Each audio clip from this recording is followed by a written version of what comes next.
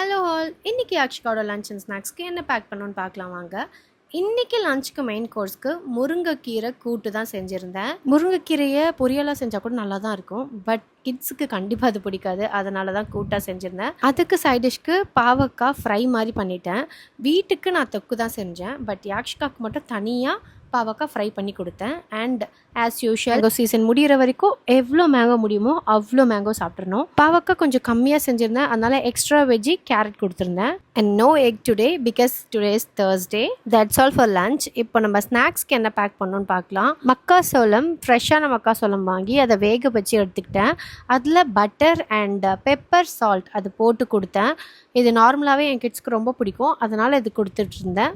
அவ்வளோதான், lunch and snacks pack பண்ணியாச்சு. And நான் இப்போ ஆல்ரெடி வீக்கெண்ட் மோடுக்கு வந்துட்டேன். பிகாஸ் டுமாரோ ஃப்ரைடே மொஹரம் அப்படின்றனால கிட்ஸ்க்கு எல்லாருக்குமே லீவு. அண்ட் அஃப்கோர்ஸ் மார்னிங் நம்மளும் கொஞ்சம் லேட்டாக எழுந்துக்கலாம். இப்போ உங்கள் டர்ன்.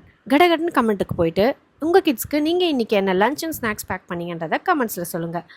அண்ட் இந்த வீடியோ உங்களுக்கு பிடிச்சிருந்தா லைக் பண்ணிவிட்டு கண்டிப்பாக நம்ம சேனலை சப்ஸ்கிரைப் பண்ணிக்கோங்க.